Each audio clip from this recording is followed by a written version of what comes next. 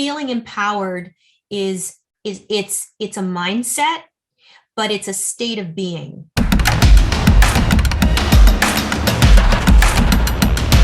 With job seekers, there's two different things going on. There's technical skills that they need to have. They need to have a resume. They need to know how to interview. But there's another side. There's the human side. There's the emotional side.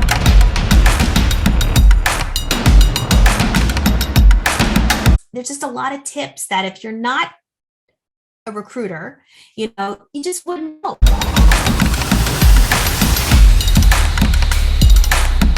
Everybody's awesome. And I think the difference between those who get places is they really believe in they've identified what their strengths are and they maximize those.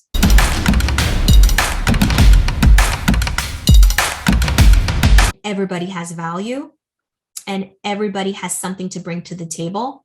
It's just a matter of knowing what that is, believing in it, and then choosing the next action.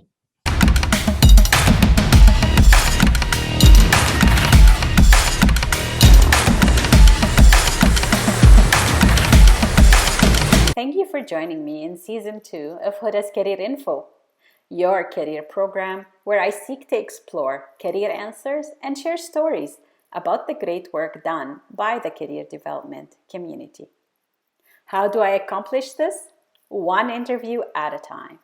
I am Hoda, your host. I look forward to another season of career chats with inspirational guests and insightful feedback from you, the audience.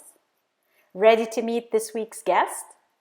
My guest today is Jaide Massin, and Jaide wants you to know that there really is an art to how one presents their professional background and accomplishments while job searching.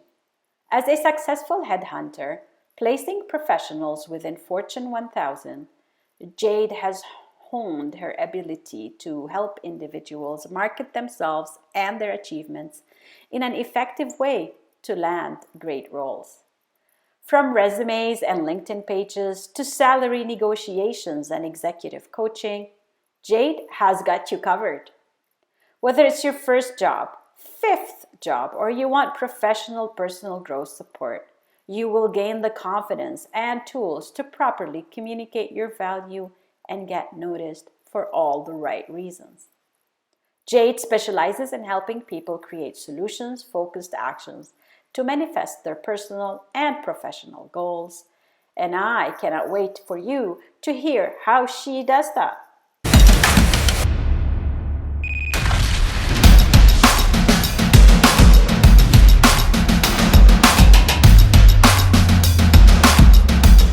Welcome, Jaide Massin, and thank you so much for joining me today in Hoda's Career Info. It is a pleasure to have you, and I'm looking forward to an interesting conversation together.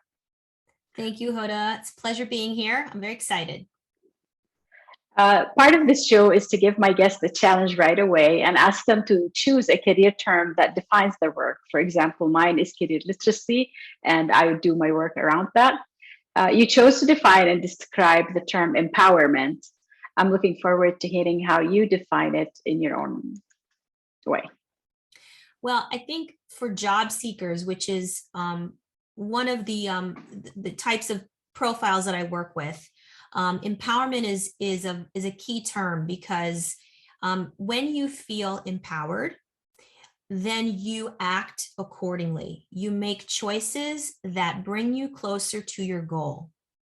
So feeling empowered it's a mindset, but it's a state of being. And when you're in a state of feeling empowered and being empowered, you are motivated to make choices, to choose actions that can help change the trajectory of your future. So I find empowerment to be a key term for my industry. And I totally agree. I think it's an important key term in everything we do, really, and leading confident lives. My next question to you is about your background. Like many career development professionals, you have transitioned from different and interesting paths. Can you tell us a little bit about your background and what led you to career development? So yeah, I've had three different career shifts that were really not related to each other. I started off as a musician, uh, a jazz musician, in fact, and I did that for a while. And when I made the move to New York City, I got into staffing, like temp and perm staffing, and I didn't even know what staffing was. But I did staffing for almost a decade, and then I made another shift, and I decided to put my family life in the forefront, and I was raising a family for a while. And then I recently made another shift, which is in what I call executive coaching, as well as consulting with job seekers. So almost like career development, but more on the job seeking side. And then also executive coaching for both executives and also within an organization, helping companies maximize their human potential. So I've found that it's interesting, even though these different careers kind of seem that they don't really relate to each other. There's a theme that kind of traveled through each, which is taking the best of what I know how to do, finding the transferable skills, and maximizing my talents. And that's something that I'm really good at, and that's what I can offer my clients for them to discover that for themselves.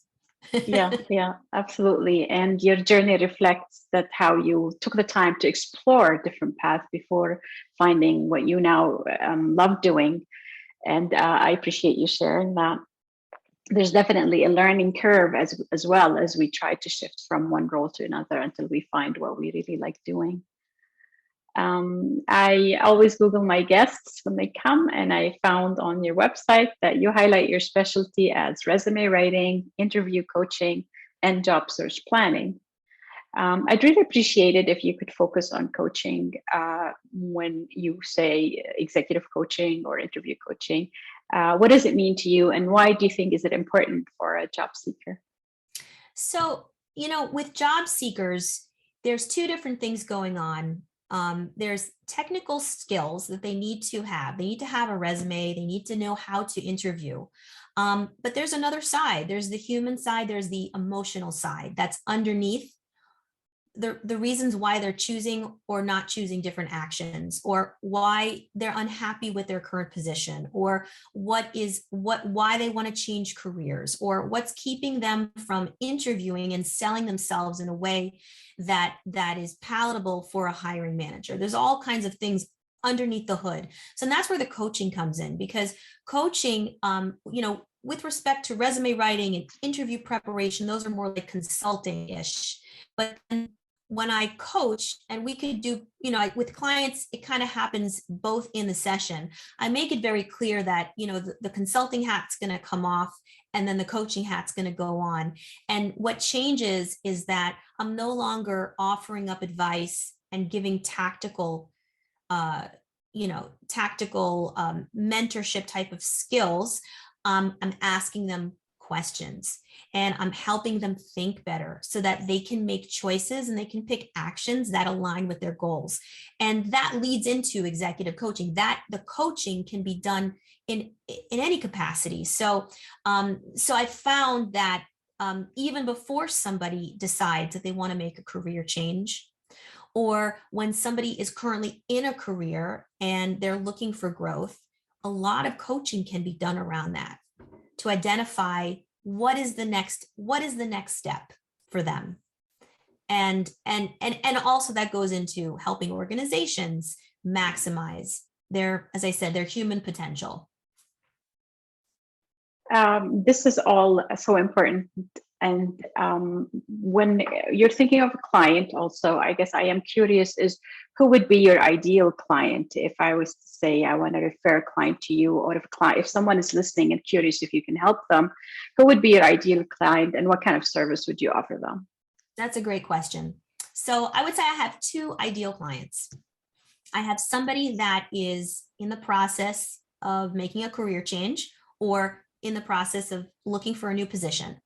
And the kind of service that I would offer them, which is this is kind of like everything is a job search coaching package. And that would include a few sessions of interview preparation or job coaching, kind of figuring out what we're doing, and then coaching around that, doing a resume for them, helping them, maybe even doing a professional bio if they're a C-level person, making sure that their LinkedIn profile is optimized. That's really important, so that the same story is being told with the resume and the LinkedIn profile. And then we prepare for interviews that are coming up.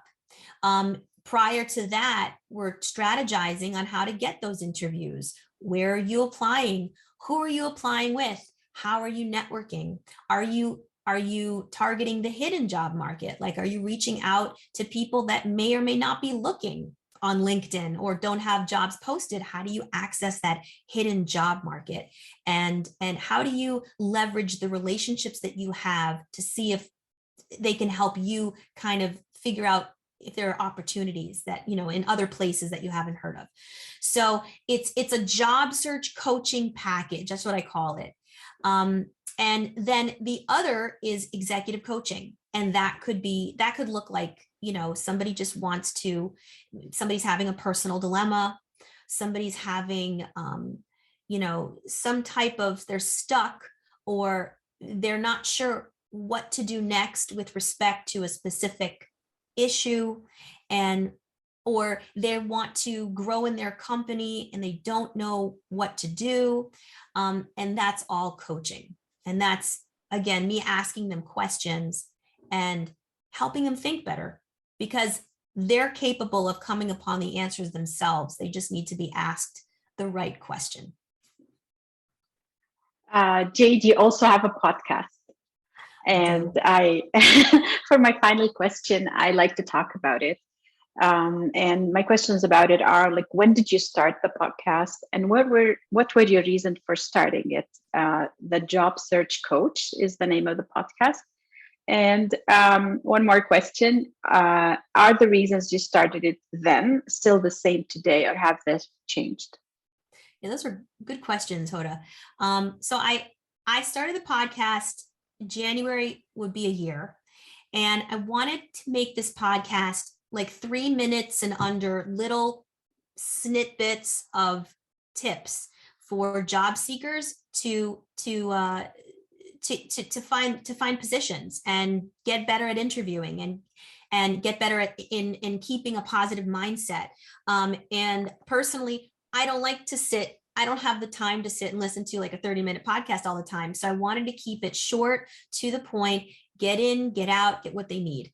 And that was the motivation behind it, because there's a lot of stuff that, there's just a lot of tips that if you're not a recruiter, you just wouldn't know. One of the things that I found being a recruiter is that I was really entrenched in the nitty-gritty of both sides of the desk. I met all my clients, all of the companies that I needed to place people in. I met all of the hiring managers. For me to understand the kind of person that they needed to hire, because it wasn't just skill sets. It was skill sets and personality and fit and a whole bunch of other things, right? For me to find that person, I really needed to understand the person, the hiring manager. And so by doing that hundreds upon hundreds of times, I kept hearing the same story. There's always the same story over and over again. And what that is, they want to find somebody that has the skills, but they want to find somebody that, that can fit within the culture of that particular company, that can be a good balance for the boss, that can pick up the slack in certain areas, that can, whatever it is, it's the same thing. So I have this experience, I have this knowledge that not many people have, from being able to being privy to this information. And I want to share that. And I have found that people like that it's short, and they like that they can get specific information. Like one of the podcasts that I think is the highest listened to podcast was, I broke down what is the STAR method, right? Situation, task, action, and result, right? And a lot of, apparently, with Facebook and with Amazon interviews and a lot of these big corporations, that's how they're interviewing now. They use these behavioral based types interviews. And that's new for some people, because it's not a typical way to interview. It's not like, let's go through your resume. No, it's, tell me a time where you were successful, or tell me a time when you were able to solve a problem, or tell me a time when you had something that was challenging. What happened and what was the end result? It's very different. And not many people are prepared for that, right? So that was the motivation. That's the way that this podcast is structured. And yeah, what was your second question? Yeah, no, I like that it's short, because that makes it unique. I don't think I've heard of another podcast that is that short. And like you said, when you nitpick these little things like the STAR method, where we in the career field think everyone knows, that's not the case. And definitely a great tip, one of the many great tips that your podcast offers. So the next question, so is it still under 3 minutes, and then you're still providing tips? Has anything changed from last January till today? So sometimes I will interview people just like you're interviewing me, and that would be longer. But I indicate what it is. I've interviewed Mark Stevens, who is a best-selling author. Called one of his books is called Your Marketing Sucks, and I interviewed him, with the lens of like, how do you sell yourself as a job seeker? And he gave some really great tips. I interviewed somebody who specializes in finances and finance management, and I did that was a longer podcast about how do you budget while you're looking for a job. And I also did another interview with a top recruiter, and how he helps his clients set themselves apart. So just different ways, and that'll continue depending on, I also interviewed another career consultant who does something similar to you, but probably, everybody's different. Everybody brings something else to the table. So I find that by differentiating, people can choose what they want to sit down to, and they can plan ahead. And what will change for me is I'm going to incorporate more coaching and mindset thoughts about stuff, because I feel like, at the end of the day, you can get your resume right, and you can practice your interviewing, but you are you no matter where you go. So if you don't address what's going on inside that's keeping you from getting to where you would like to be, it's going to be hard. It's going to be an uphill battle. So coaching and mindset are very important to me. And this year, I'm going to have more podcasts around that, in addition to my usual. That's a very creative way of putting things together, in that you're diversifying and catering to different listeners, for sure, by having these options right out there.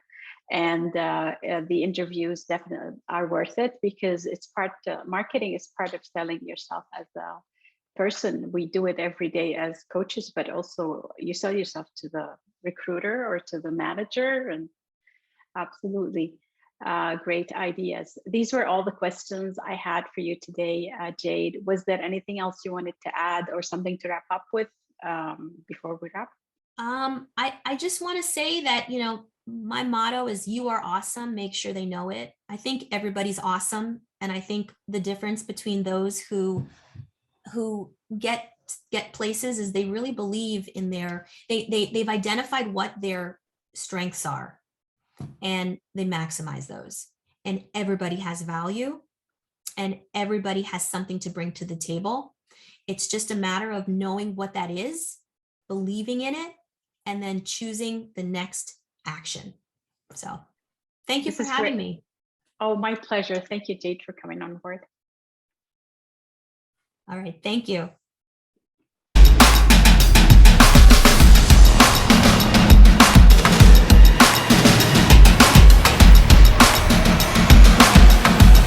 Thank you for joining me and Jaide Massin in this episode of Hoda's Career Info 2022. I hope that you were inspired by Jade's coaching tips to move forward with confidence. You can connect with Jaide on LinkedIn, Instagram, and on her website, soarexecutive.com. Please remember that you can listen to Hoda's Career Info since it's also dropped as a podcast. To let me know if you are interested in an opportunity to talk about your work, you can send me a direct message on my website, rightcareerfit.com, where you can also sign up for my newsletter to stay up to date on the latest episodes. Remember to like, subscribe, share, and follow me on social media for more career info. I am your host, Hoda. Until next time, stay inspired and keep moving with confidence.